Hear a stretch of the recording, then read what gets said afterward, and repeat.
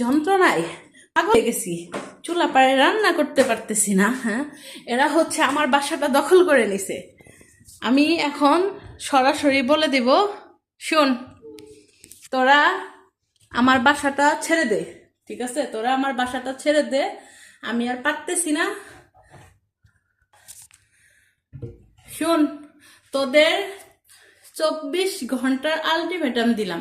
24 ঘন্টার মধ্যে তোরা এই বাসা ছেড়ে যাবি গে। তোরা এখানে হিসু করতেছিস, টয়লেট করতেছিস, আবার আমি এখানে রান্না করব, ময়লাই করতেছিস, এভাবে কি শুনতেছিস? কি শুনতেছিস? আমার বাসা ছাড়তে হবে, এটাই ফাইনাল। কখন বাসা ছেড়ে চলে যাবি?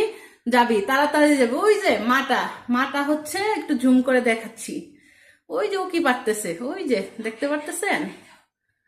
তোকেও বলে দিচ্ছি, বাচ্চা নিয়ে তাড়াতাড়ি এখান থেকে ফুট।